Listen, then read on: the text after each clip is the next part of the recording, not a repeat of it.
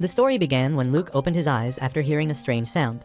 Suddenly, he was kicked in the gut by a hero named Falcon who insisted he wake up immediately. Falcon asked where the repel amulet was since Luke was asked to set it up in the middle of camp. When Luke confirms that he did this, Falcon points him in the direction of the food and asks him to explain. When Luke looks over, he's shocked to find that their food has been plundered and eaten. Before Luke gets beaten up some more, he insists he doesn't have a clue what's going on. At this, the hero explains that because Luke put the repel amulet in the wrong spot, their packs were outside its area of effect. He then calls Julia, another hero in the team, and asks how much food they have left. After she takes stock of what's left, Julia sadly announces that even if they're careful, they won't have enough to make it back to the surface once they're done with the mission. The loudmouth hero immediately corners Luke and asks how he intends to fix this monumental screw-up. But despite Luke's attempts to defend himself, Falcon tells him his excuses won't be enough to get him off the hook. Just then, Luke points out that the rocks he stacked at the center of the camp were still where he placed them, unlike the amulet. This means that the amulet must have been moved after he set it down. Luke even remembers that Falcon had been thirsty the previous night and went over to the packs to get a drink, so he asks if he might have knocked something over when he did. Falcon began stuttering and admitted that it's possible something like that might have happened. Luke then concludes that if that's the case, he shouldn't go around pointing fingers like that. Suddenly, a wicked voice called out from behind to activate a paralyzing spell. The effect of the spell was directed at Luke, who was caught by surprise and wondered what could possibly be going on. As the rest of his body stayed in place, his eyes turned to see who had done this. It was the oversized chest sisters, Blanc and Noir. Blanc insists that the only thing that matters is what happens next, forcing her sister, Noir, to agree. To Luke's horror, Blanc suggests that if there isn't enough food, they will need to reduce the size of their party. She then looks Luke dead in the eye and calls him a prime candidate for sacrifice since he is a third-rate nobody. Falcon praises the girls for their genius idea, and Julia confirms that the food should be able to last if rationed properly. They agreed that ditching the deadweight whose only skill was repair wasn't much of a loss, while Luke watched on helplessly. Then, as a final act of so-called mercy, Falcon leaves him a sword and greets him goodbye. Hours later, the paralysis wears off and Luke's body is finally set free. In his despair, he admits that he is a third-rate adventurer because for 15 years, he's been an E rank and the only skill he can use is repair.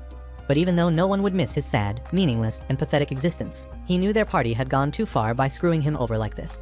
However, Luke was determined not to roll over and die, and as he stared at the dark abyss, he promised himself he'd escape the dungeon no matter what. When he stared down at the sword the hero left as a rude joke, he figured it would at least be good enough to keep him safe. Luke was nowhere near powerful enough to fight his own shadow, let alone monsters, so he simply planned to avoid drawing attention to himself.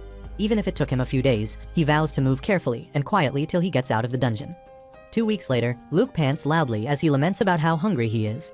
He hasn't eaten a single thing till the time he sets off alone and is only alive thanks to the magic-imbued water in the caves. He passes by a skull on the floor that seems like a warning of what he'll soon become. Then he remembers hearing that half the people die in the dungeon because they can't bear the hunger and end up eating the poisonous lichen that grows on the walls. He decides he needs to hurry it up, hoping to find another adventurer party when something begins to rattle behind him. Suddenly, a skeleton man runs up with a sword and tries to unalive him, but Luke manages to react quickly and knock it down before they become 2 skulls on the ground. As the pile of bones crumbles into a pile, Luke heaves a sigh of relief that there was only one of those. However, when he turns around, he sees his sword is completely broken. Unfortunately, he's all out of iron powder, and repairing his sword so many times has obviously made it brittle. Frustrated, Luke tries to repair his sword, but it ends up breaking into even more pieces, leaving barely anything left. As Luke stares in disbelief, he wonders if his repair failed, but the sword suddenly springs up and takes its original shape. Luke is relieved to see it reformed, but he wonders what just happened with his skill. According to what Luke once heard, the repair skill momentarily decomposes both the object in need of repair and the virgin material, then restores them to their original form. As he thinks about it, he walks toward a wall and starts to get an idea. Back when he was with that treacherous party of haters, the hero had once tried to break the wall with his sword, but Julia warned him it was a waste of time and was unlikely to work. The hero had assumed they could progress faster if they broke the wall, but because of how hard it is, it was only likely to damage his sword. However, he figured he could just get Luke to fix it again, if that happened since he was useless in every other way possible. Back in the present, Luke places his hands on the wall and activates his skill. To his surprise, a large crack runs through a circular portion of the wall and causes it to crumble before his very eyes, forming a hole going all the way through. Luke celebrates his achievements, remembering that not even the arrogant hero could do it, but he pulled it off effortlessly. As he inspects the broken parts of the wall, he realizes it seems more like metal than rocks, and when he feels how hard it is, he concludes it's hard enough to destroy his enemies. Suddenly, Luke wonders if his repair skill must have evolved even though he doesn't know how or why. However, he realizes that if it has, he might be able to use it for other things. Even though it seems too good to be true, he grabs the broken sword from the skeleton and activates his skill to repair it into a full sword. Repair can't repair something out of nothing, and for the skill to work, it requires an identical virgin material to compensate for the broken portion of an object, and if there's none, like in the case of the sword, chipped portions are repaired using unchipped portions. However, this is why repairing without spare material makes your weapons brittle. In addition, not every material can repair every object, and you at least need a similar material to the broken portion. But now Luke wonders if it is possible to use anything as a raw material. He figures that if he could repair a sword with material from a wall a hero couldn't break, it would make the strongest sword in the world. When the repair takes, he thinks of what to try it on and spots the skeleton's sword. He places it in between some rocks to keep it upright, and then he uses all his might to strike it. The second sword breaks in two, and Luke is happy to see that there isn't even a scratch on his blade, which means he can use it to survive long enough to escape the dungeon. He immediately grabs some of the rubble from the wall to take along and plans to keep using his skill to make holes till he finally exits the dungeon. As he proceeds, he wonders if his upgraded skills could possibly work on the lichen. He grabs some of the wall and activates his skill, but aside from the loud sound of crickets, nothing else seems to come from using his skill. Luke realizes that living things can resist magic because they have an innate resistance to magical meddling. However, since that's the case, he decides to hold the activation for a little longer than usual. This time, Luke gets the lichen to decompose but concludes that it's not very efficient. Either way, repair doesn't work on living things, and he doubts he'll ever have to use it on anyone. Hours later, Luke uses his skill one last time till he spots a bunch of stairs. He excitedly runs up with his labored breathing till he sees the sky and tastes freedom. Luke begins to rejoice when his stomach rudely interrupts his celebration. He realizes he can't go without food much longer and searches to find something to eat when he spots some berries nearby. Relieved, Luke rushes to eat the berries, but when it gets close to his mouth, imaginary alarm bells go off in his head, and he realizes the fruit is rotten. Luke tries to figure out how he knows this without tasting it when a piercing scream rips through the air. Luke immediately reacts and runs toward the direction it came from, wondering if someone's there. Suddenly, he sees a girl named Sakura being useful for the first time as she holds a sword up and tells her sister Sylvia to get out of there. Luke figures they're in the middle of a fight, but can't see who it's against till giant claws appear on the tree, which could only belong to one dangerous creature. In that instant, a dragon fully emerges and stares down Sakura and Sylvia. Luke trembles with fear as he wonders what it's doing there since dragons never leave their dungeons. Suddenly, he notices Sakura has a terrible injury, and her sword is broken, so she can't possibly fight the dragon in her state. Luke decides he has to do something and grabs one of the rubble pieces he brought along. He chucks the piece at the dragon, which brushes against him like a fly and has zero effect whatsoever. At this, Luke calls out to Sakura instead and tosses her his sword to use. Sakura catches it and assures him she's in his debt as she faces the dragon head-on and cuts through it once. Luke and Sylvia are amazed that she actually did it while the dragon collapses to the floor, dead. Luke and Sylvia rush over to Sakura to ask if she's okay, so Sakura manages to thank Luke for his help, but just as she says these words, she begins to lose consciousness. Luke holds her up and desperately tries to wake her while Sylvia calls out for her, concerned. Luke sees how bad the injury is and says it looks fatal, so he turns to Sylvia to ask if she has any healing skills, but she shakes her head in disappointment. She asks Luke if he has any, so Luke explains that his only skill is repair, but it wouldn't work on a person. Suddenly, he freezes for a moment and remembers something important. He wonders if his last statement is really true given what happened to the lichen back in the dungeon. Even though everyone knows repair can't heal living things, he was able to decompose living lichen. The skill dismantles virgin material and the target area of the repair to restore the original form, and even though he doesn't know the effect it would have on a human, he figures it's worth a shot. He asks Sakura and sees she hasn't been given any first aid, and neither he nor Sylvia has any healing skills. He decides that if he just calms down and remembers what he did back in the dungeon, there's a chance it could work, but if he left her bleeding out as she is, she would definitely not survive. When Luke makes up his mind to give it a shot, he tells Sakura not to hate him if it doesn't work. So Sakura weakly tells him she can't and encourages him to do his worst. At that, Luke stretches out his hands and activates his skill. However, his hands begin to shudder, and he tries hard to hang in there just a little longer. He realized that in 15 years, he'd seen countless adventurers sustain serious injuries. He even watched some of his comrades scream like little girls that they didn't want to die, but he couldn't do a single thing to help them. Those were his limits as a third-rate waste of sperm, but he never wants to feel any of those things again. Unlike the scumbag party, he hasn't stooped low enough to abandon someone in need, so with everything inside him, Luke channels his power towards Sakura. Some hours later, Luke wakes up in a strange room, wondering what happened. As he sits up, he realizes he must have passed out right after using his skill, but after looking around, he wonders where he is now. Just then, Sylvia comes in and is happy to see he's awake. She informs him she's in her home, which happens to be an inn, and he's been asleep for almost half a day. Luke apologizes since he has no money and tries to leave, but Sylvia assures him she doesn't need any money from him since he saved their lives. Luke insists he didn't really do anything that fantastic, but thanks her for her kind words. He then asks how Sakura's doing and Sylvia says she's perfect and made a full recovery thanks to Luke. Luke is relieved to hear this since he'd never sleep again if someone he tried to help died. Just then, Sylvia asks if he's an exceptionally strong healer, but Luke explains that he's actually just an E rank with a repair skill. As Sylvia wonders how his repair skill was able to pull that off, Luke's stomach begins to mimic those dragon noises. Luke hunches over and says he might be dying since he hasn't eaten anything in 2 weeks, so Sylvia says she'll fetch something to eat right away. Moments later, Sylvia serves up a steaming bowl of food and Luke swears he never tasted anything as good in his life. As he eats, Sylvia tells him that she is shocked as she never thought someone would come to save them at the bottom of the dungeon. When Luke hears this, he becomes confused while Sylvia wonders what's wrong. Luke asks her what the name of the place they met is, so Sylvia says it was the E-rank forest, Sundial Forest. Luke repeats the name in further confusion and asks what kind of dungeon it is. At this, Slyvia describes it as an open-type dungeon similar to a big amphitheater. On the other hand, Luke knows he was in the A-rank dungeon called 1,000 Passages to Hell, which must mean the levels of the two dungeons were linked. When Sylvia says they went down there to get herbs, Luke points out how dangerous it is for novices to go in there and wonders how no one stopped them. Sylvia explains that the Sundial Forest was only recently recognized as a dungeon, and people had always gone there to gather herbs and vegetables. However, Luke points out that if it was recognized as a dungeon, that means there were dangerous monsters inside like the dragon they encountered. But Sylvia says they had no idea, and the guild didn't post any warnings either. Luke asks if she's sure that the guild wasn't aware of something that huge, but Sylvia promises that they weren't, and the guild person she told couldn't believe their ears either. Luke would understand if the lack of notice was for a weaker monster, but he just can't imagine the guide failing to mention a whole dragon. Luke agrees that it couldn't be helped and apologizes if it sounded like he was blaming them, but Sylvia says it's fine since she knows he was just worried about them. After this, they both officially introduce themselves as Sylvia of the Spring Leaves Inn and Luke of the White Wolf Wood, and Luke notes commoners don't have family names, so they usually attach the name of their birthplace or trade. After, Sylvia asks why Luke was in the dungeon too, but when she looks over, Luke is back in Dreamland copping D-cups. Deciding not to wake him, Sylvia covers him up and thanks him for helping them. The next morning, Luke feels more alive as he takes a hot bath. Once he's done and refreshed, he gets dressed and heads outside to explore. There, he realizes the whole place is like a relaxation resort with lots of food stalls and restaurants on the street.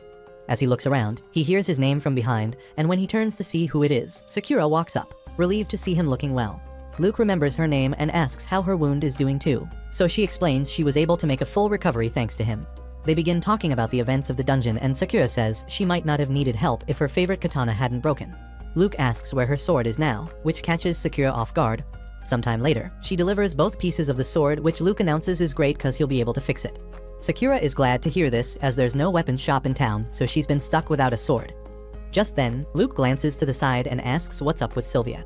This startles her, and she apologizes for eavesdropping, asking if he minds her watching. Luke says it's not exactly riveting enough to be missing work, but Sylvia says it's fine since she's on break. Upon hearing this, Luke grabs onto the sword to get started, but is shocked at what happens next. Just by touching it, he suddenly knows all the information about the sword in his mind. He realizes something similar happened when he almost ate that rotten berry, but somehow knew not to just by touching it. Since that part of his skill has also evolved, he figures he'll name it analysis. His ability now allows him to analyze the condition of what to repair, decompose the parts needed for restoration, and then recompose them back together for a successful repair. As he repairs the sword, he realizes each individual stage of the repair process has become its own independent ability. Seconds after, Luke hands over Sakura's sword and says he's all done. Sakura praises him for how incredible he is at repairing, while Luke's head swells, even though that's the only skill he's capable of using. Sakura insists on paying him, but Luke tells her not to worry about it, figuring that she probably doesn't have much money if she's just a warrior in training. When she remembers her empty bank account, she humbles herself and thanks Luke for the freebie. Since Sakura is broke and jobless, Luke suggests giving adventuring a try. He explains that she can take on quests when she wants and choose her jobs on her schedule, so Sakura says it sounds perfect for her current situation.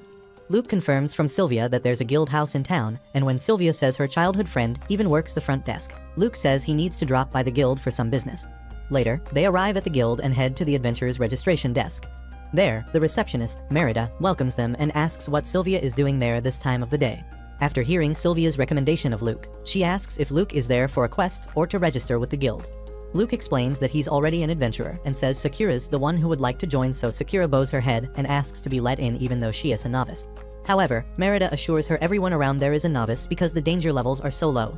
She pulls out a form and asks Sakura to fill it up and consider it her first step as an adventurer. As Sakura fills out the form diligently, Luke smiles at her, remembering when he did the same 15 years ago, but is somehow still a broke loser now.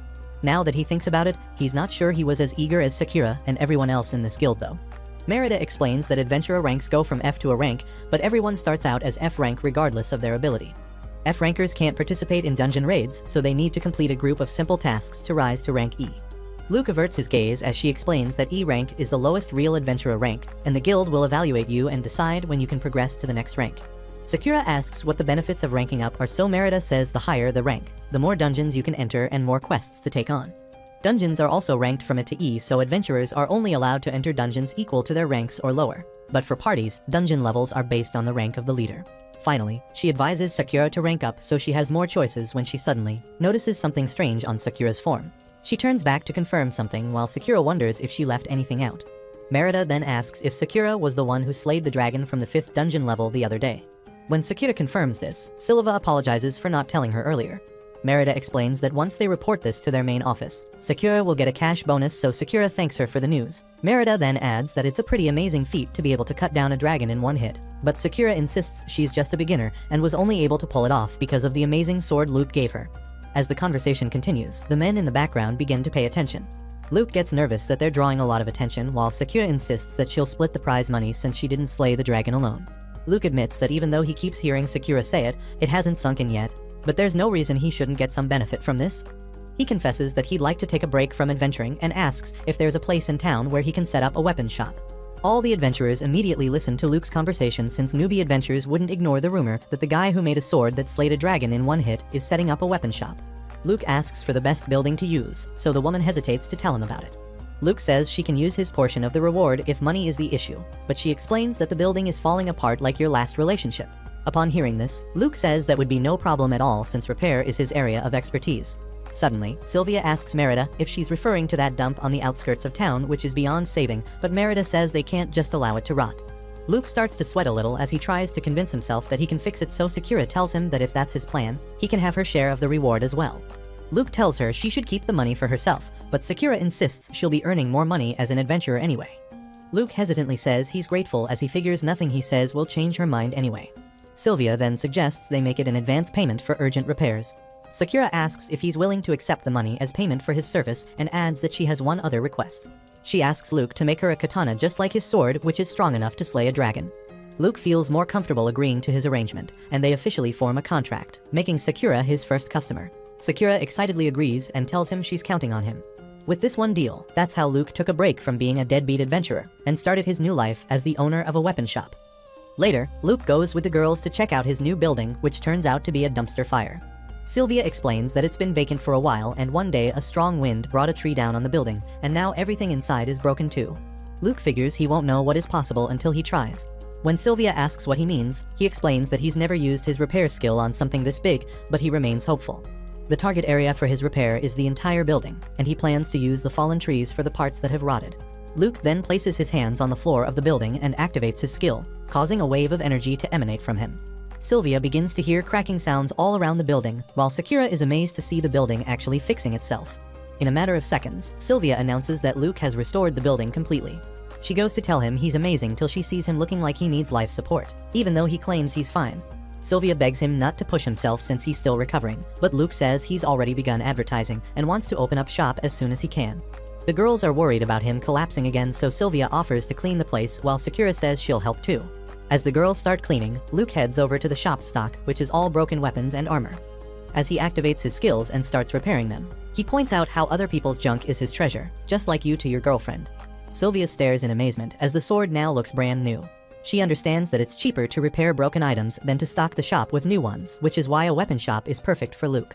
As he pulls out a wretched sword, he says the last thing they need is a real eye-catching display. He reminds Sylvie that he used the sword that slayed the dragon for publicity, so if he doesn't have weapons like that, they'll be disappointed. Sylvia wonders if he'll really be able to make more swords like that, but Luke only intends to put replicas in the shop. Luke realizes that after disintegrating the material he picked up in the dungeon, making another sword with the tiny bag of powder would be impossible. Sakura asks if the powder is the same one he used for the blade, so Luke confirms it, but says his acquisition channels are a trade secret. He then activates his skill on the sword, which begins to return to its original form. Sylvia points out how beautiful it is, with the shine being very different from the other swords. Now all that's left is to repair the rest, but he still needs to figure out how to procure materials. Sakura says she could have never thought this was the business he had with the guild, but Luke gave it a lot of thought. He explains that from what they told him, there's no weapon shop in town, but the thing newbie adventurers need the most is weapons and armor. Sakura then points out that he was an adventurer up to this point and wonders why he stayed an adventurer when he had an amazing repair skill. Just then, Luke